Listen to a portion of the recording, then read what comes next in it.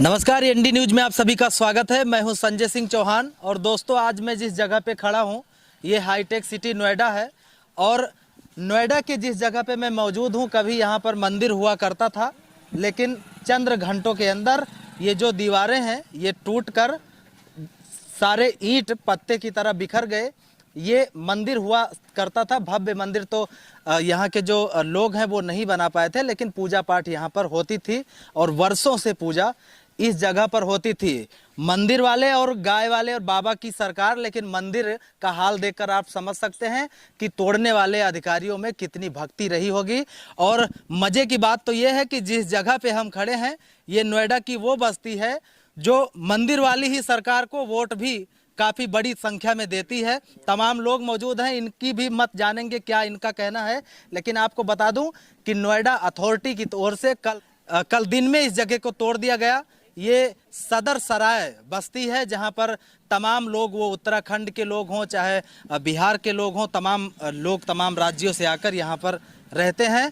आप पीछे देखिए तस्वीर, वो हनुमान जी का एक फोटो, ये शायद हनुमान जी बच गए हों यहाँ पर या रख दिया हो। बाकी तो यहाँ पर पूरी तरीके से ईंट जो है वो पत्ते की तरह बिखेर दिया गया।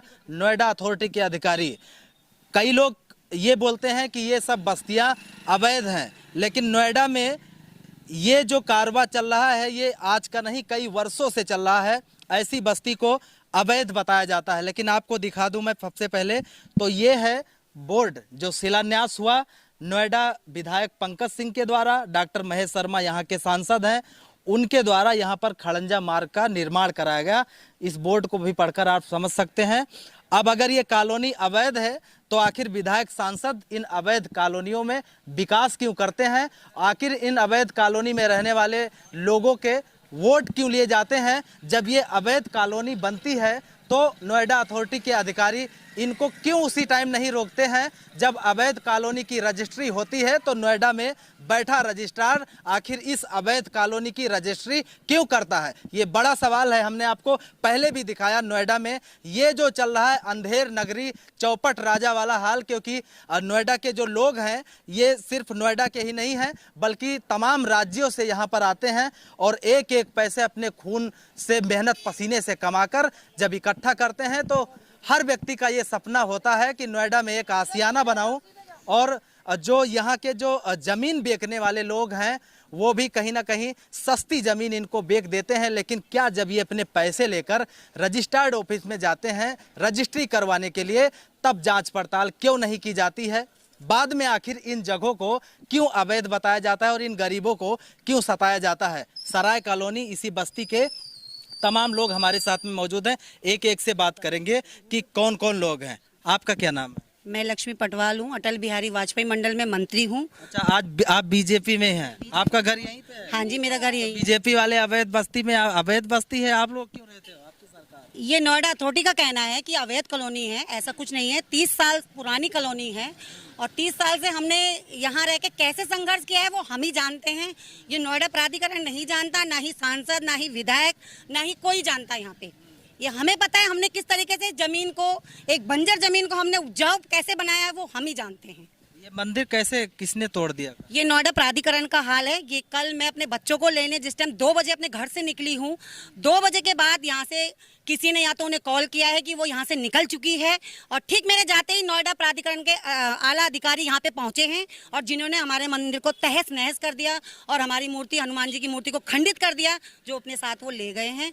और मैं यही चाहूँगी आपके माध्यम से, आपके चैनल के माध्यम से कि वो ऐसी कार्रवाई करें नोएडा प्राधिकरण के ऊपर। हमारे यहाँ के जो विधायक हैं, सांसद हैं, उन सभी से मैं ये अपील करना चाहूँगी। इसे तो यहाँ पे, या आप लोग यहाँ निवासी हैं तो कोई नोटिस आया था क्या? कुछ नहीं आया था हमारे पास। हम लोग यहाँ 30 साल से रह रहे हैं। इन लोगों ने हमें 30 साल से सिर्फ परेशान किया है। कल ही अचानक आए, इनको रोकते रोकते मूर्ति दे दो, इन्होंने वो भी नहीं दी, यहाँ से धक्का मार दिया हम लोगों को। इनके पास फोर्स आ रखी थी, इसलिए इन्होंने मूर्ति खंडित करके अपनी गाड़ी में डाल दी। ये लोग हमें सिर्फ परेशान करते और कुछ नहीं करते। यहाँ पे पूजा पाठ आप लोग करते थे? हाँ भैया, कीर्तन वगैरह भी किए थे। अभी हमने बीच में वो नवरात्रि वगैरह हुए थे तो उसमें भी करे थे। मंगलवार को, शनिवार को, हम आए दिन भी यहाँ कीर्तन करते हैं। पूजा कोई कॉलोनी मंदिर है यही था? नहीं, और भी है पीछे, क्यों है ना पीछे हमारा भी, हमने यही दूसरी कॉलोनी में। हाँ, अच्छा, अब मंदिर टूट गया, उस वक्त आप सब लोग थे यहीं?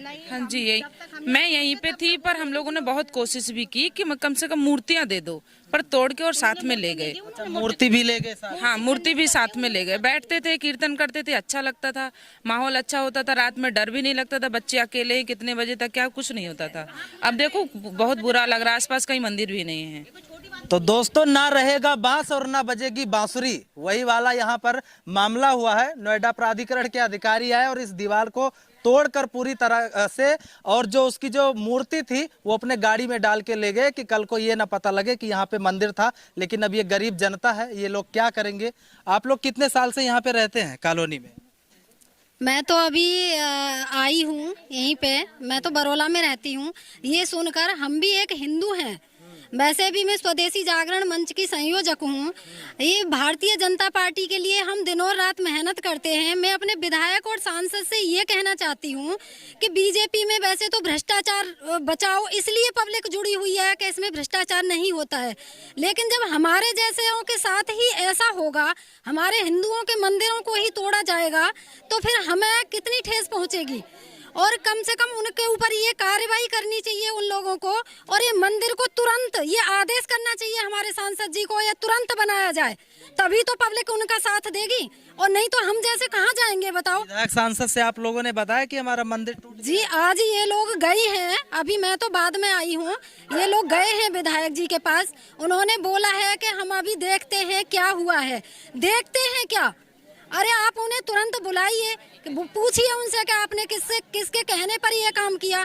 और अनऑथराइज उस टाइम पे अनऑथराइज क्यों नहीं होता जिस टाइम पे रजिस्ट्री होती है?